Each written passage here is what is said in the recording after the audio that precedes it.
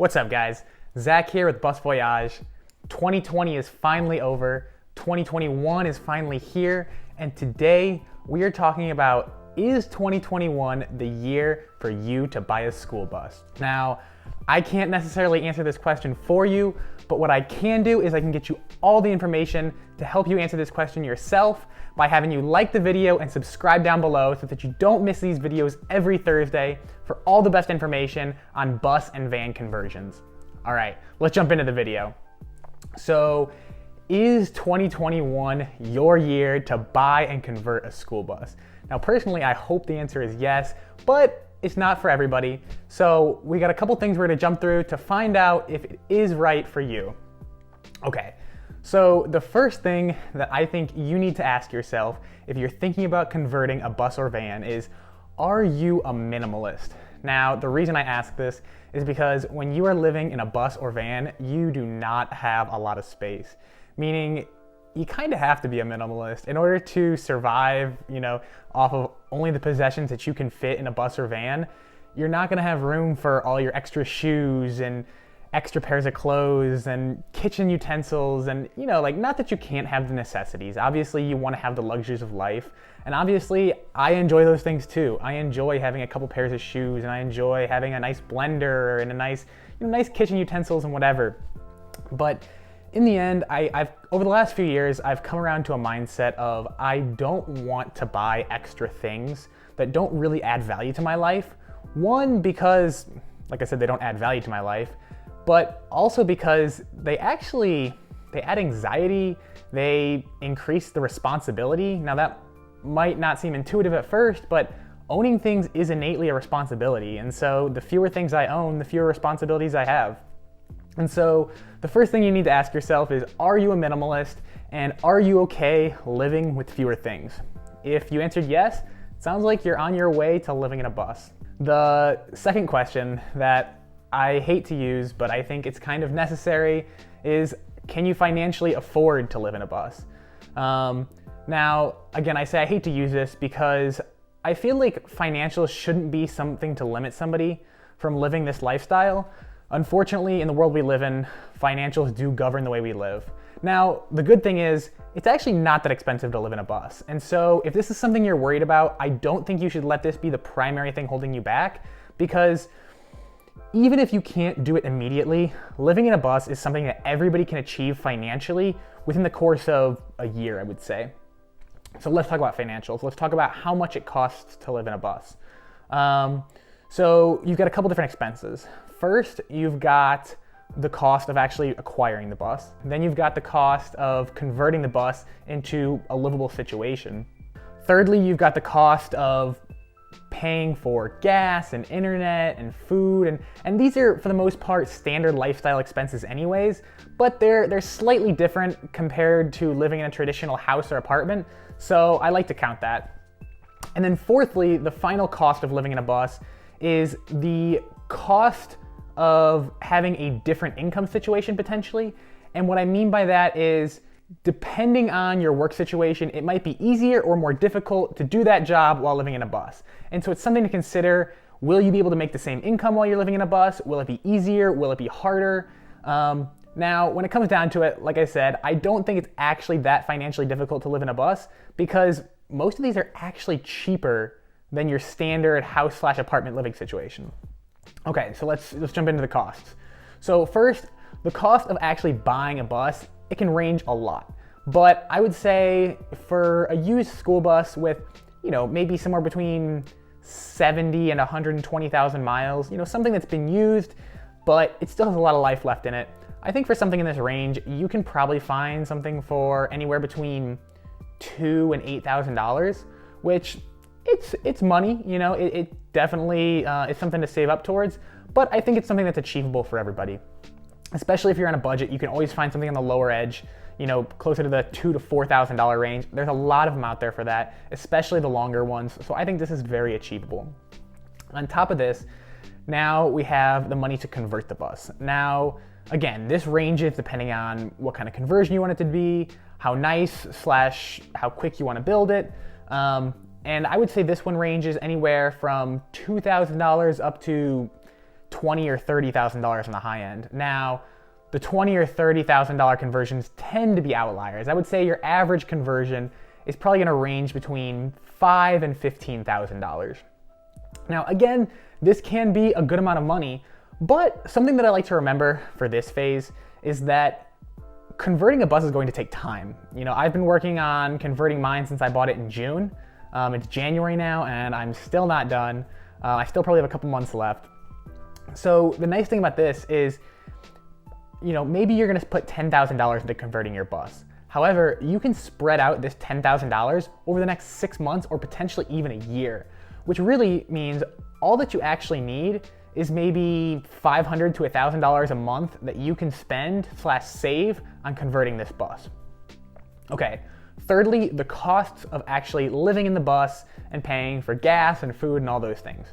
Okay, so now food shouldn't really be more expensive than you're used to paying, and so I won't really get into the nitty-gritty of that. The only expenses that I would say are really worth talking about that'll be more expensive than you might pay living in a house or apartment is internet, because internet is generally more expensive when you're paying for a hotspot or a situation that is not connected to a house. And then also gas and insurance. Insurance can be a little bit more because of the type of vehicle you're operating, opposed to a car or a house insurance. And then thirdly, gas can be a little bit more expensive just because most buses don't have great gas mileage, and since you're living in it, you'll probably be using a little bit more gas than you are for your daily commute to work. Now, however, those expenses for the most part will actually be offset by the fact that you're not paying rent and you're not paying electricity. And so although I do think it is worth mentioning that these expenses exist, I don't think it's something to stress over, because depending what you're paying now for rent, you're probably actually gonna save a lot of money month to month living in a bus. Okay, now the fourth expense. And this is the one that I think is the most significant depending on your situation, is your working ability and therefore the income you're making month to month. And the expense really comes in as the potential loss of income that you're making month to month. And so living in a bus, this isn't necessarily something that's going to happen to you. You're not necessarily going to lose income just because you live in a bus. It really depends on how you go about it, what you do in this bus, how you travel in this bus. I think one option that a lot of people look over is, if you have a 9 to 5 right now, you're working at a restaurant or at a local office, you're a salesperson, at a local car dealership, whatever.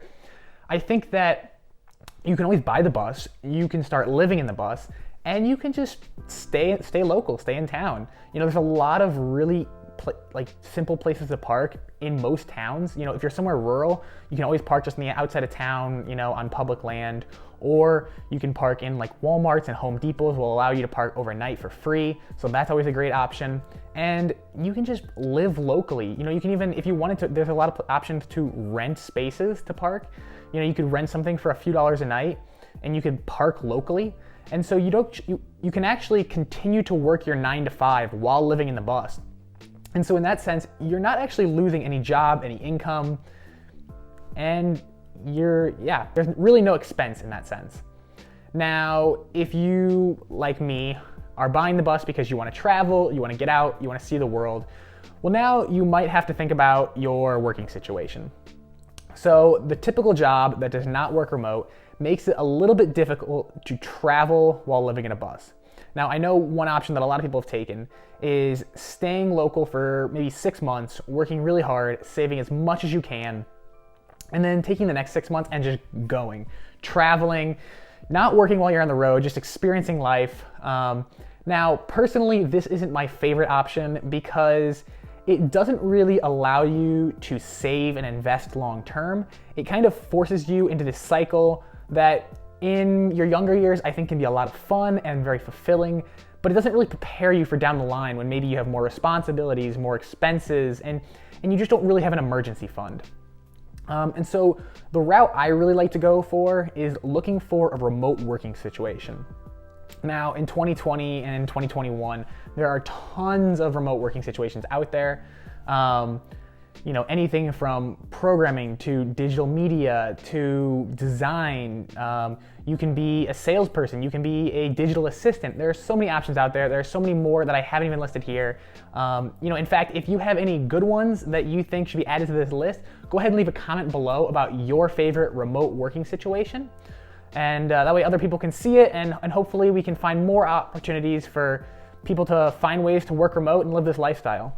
But anyways, that pretty much sums up the financial situation and necessities required to live and convert a bus. Okay, now we've talked about minimalism and we've talked about financials. So if you want to live in a bus, the next thing that you're going to need to think about is, what are your responsibilities / family situation? And this is an important one because I am lucky enough that I am still early, I'm young in my career, and I don't have a lot of responsibilities, so it makes it fairly easy to live in a bus. However, if you're somebody who, maybe you have kids or you have a lot of responsibilities in your family or local community, it might be a little bit more difficult to live a nomadic lifestyle in a bus. So first of all, if you have a spouse, I actually think this is a huge plus for living in a bus. I see a lot of people out there who are living in a bus with their significant other, and I think this is a huge bonus as you have a travel companion. Personally, I'm going to be traveling solo, and although I'm very excited to do this, I think it can get a little lonely living in a bus by yourself. I'm used to living with roommates for most of my life, or my family, and so yeah, it's just, I think living with a spouse is a huge bonus to living in a bus.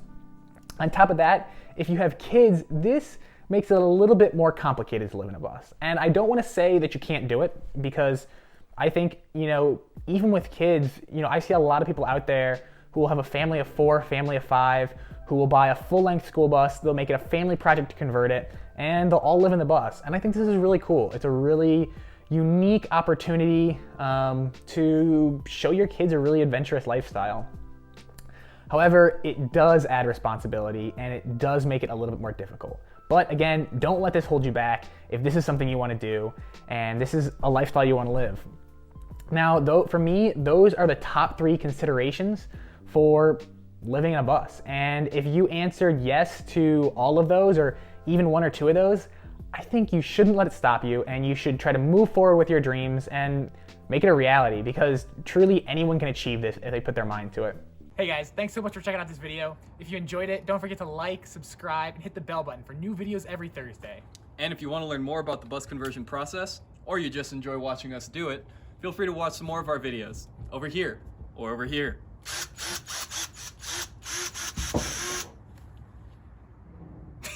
That felt pretty good.